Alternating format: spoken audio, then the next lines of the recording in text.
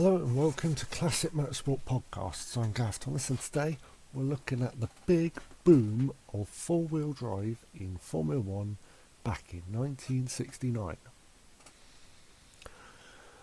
What is four-wheel drive? It's a system where four wheels go together in one go.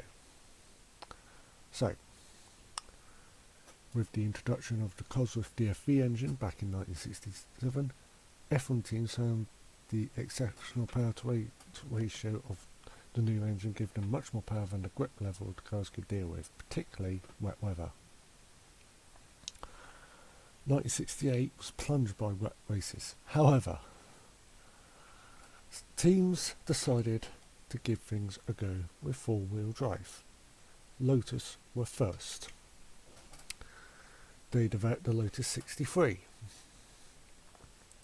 They used the Cosworth DFV engine, and it was designed by Colin Chapman and Maurice Philippe. Chapman's reason behind the car: it'd be better so that they could take full advantage of the power while retaining the simplicity from their predecessor, the Lotus 49, which was a two-wheel drive car.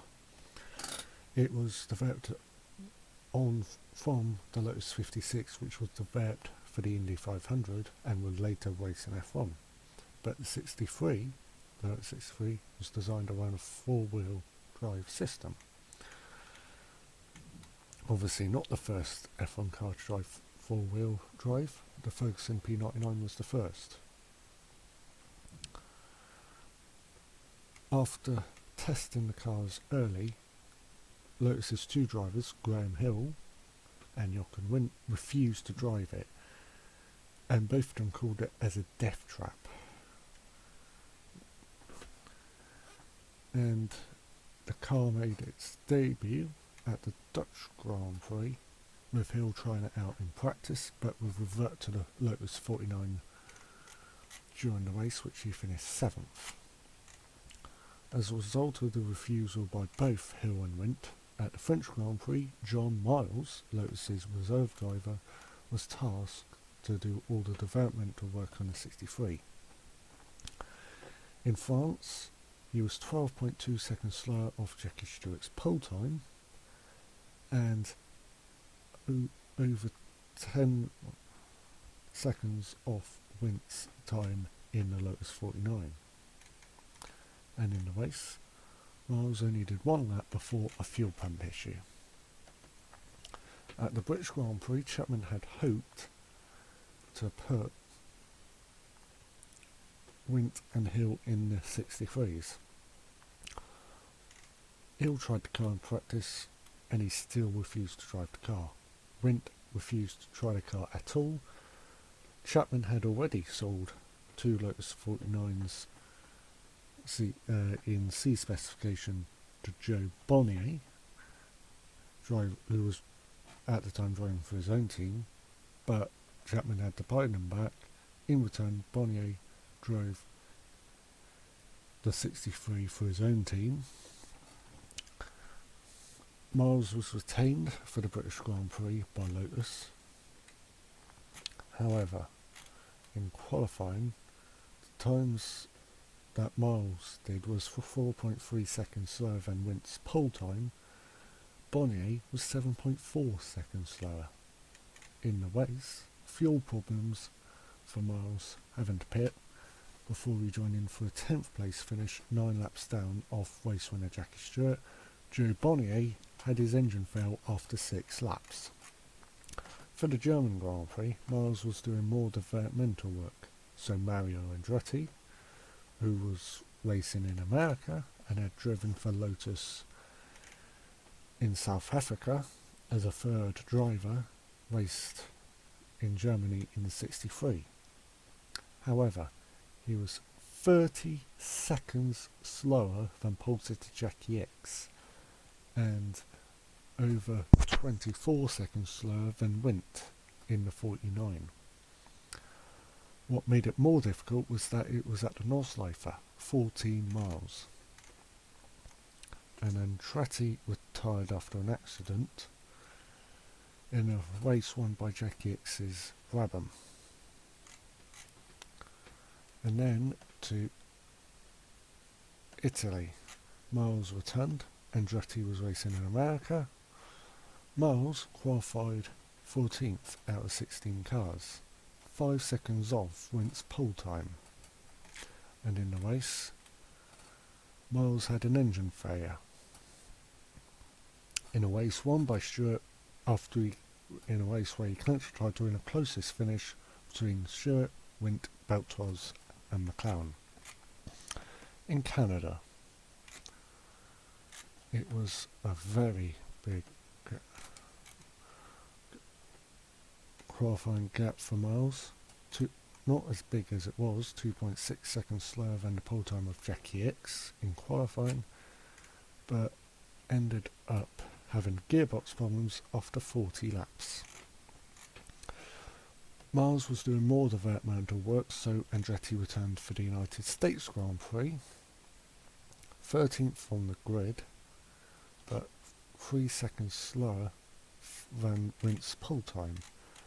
And in the race, Andretti retired with suspension failure after 3 laps.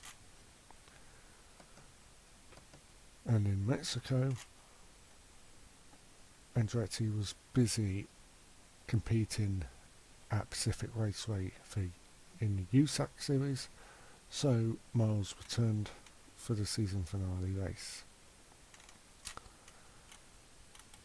Miles managed 11th place on the grid, 5 seconds slower than the pole time of Jack Brabham, and retired after 3 laps due to fuel pump issues.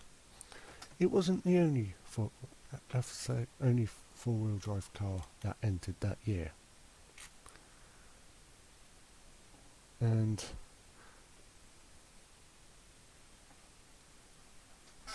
Jochen Rindt did have a go at Alton Park in August of '69 in the International Gold Cup and finished second, and gave the 63 a go during practice for the Canadian Grand Prix, but still refused to drive the car. Lotus's main rivals were Matra, and Matra gave things a go with their four-wheel drive car. They first tried it in practice for the Dutch Grand Prix. Their 2 drivers, Jackie Stewart and Jean-Pierre Beltoise, gave things a go. The Matra MS84 was built at Vesly-Vaucombe in the southwest of Paris in France, under the direction of Bernard Boyer. And it was won by Matra International. Their team manager was Ken Tyrrell, the same man that led Tyrrell International with Stewart for 2 of the 3 titles, but at the time it was Matra International with Tyrrell as team manager. The MS80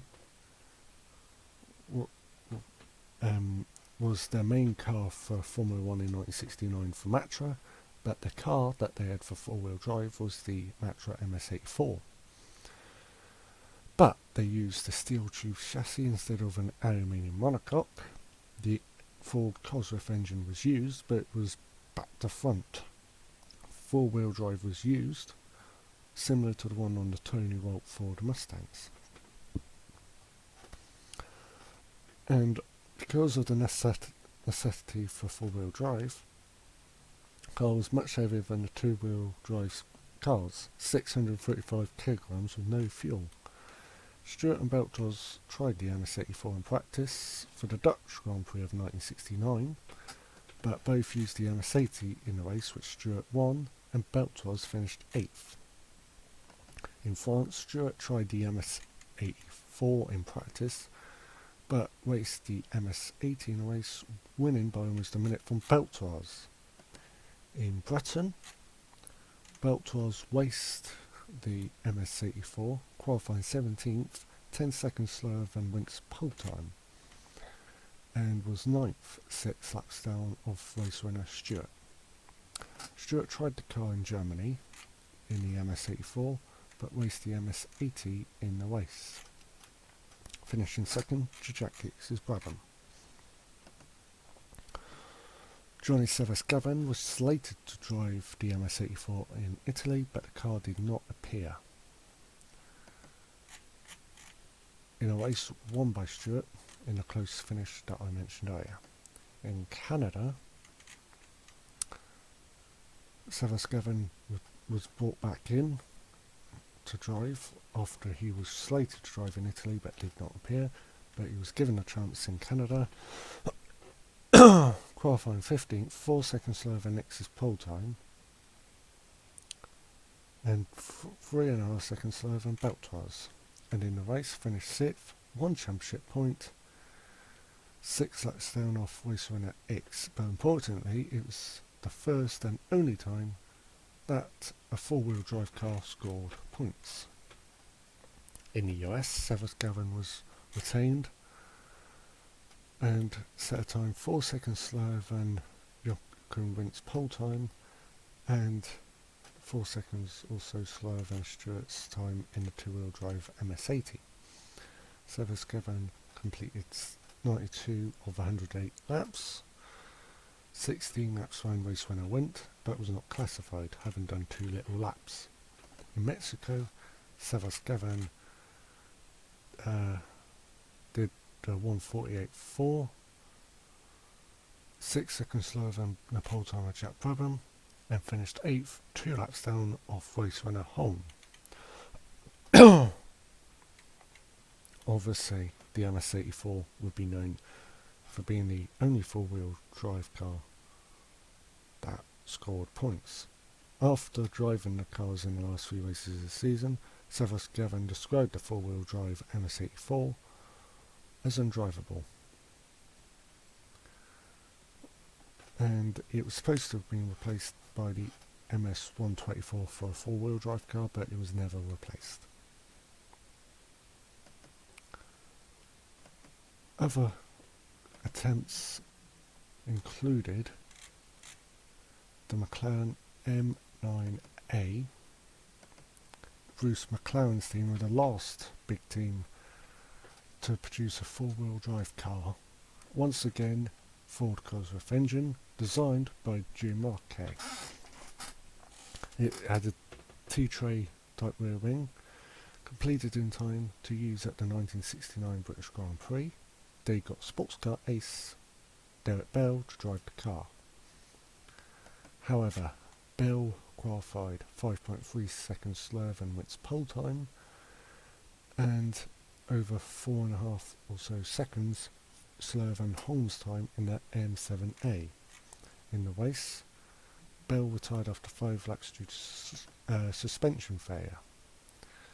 After Bruce McLaren, the team boss and lead driver, tested the car, he said that the car was, compared driving it to trying to write your signature with someone constantly jogging your elbow.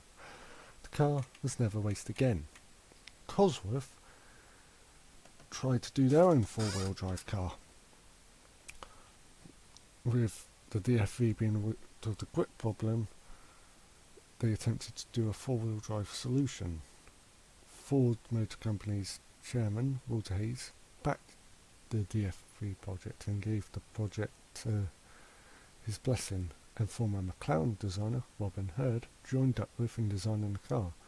Radical departure from the normal late 60s car. Trevor Taylor and Cosworth co-founder Mike Costin tested the car extensively. First problem was the position of the oil tank, which for weight distributions was placed behind the driver's backside, causing major discomfort. With the oil tank moved behind the engine and redesign of the front drive shafts, the only remaining problem was the extensive understeer which dogged all the four-wheel drive cars. A limited slip front of differential was tried with some slight success, but after Jackie Stewart briefly sampled the car, reporting that the car so heavy with the front you need to turn the corner and whole thing starts driving for you, confirming what Taylor and Costin already felt.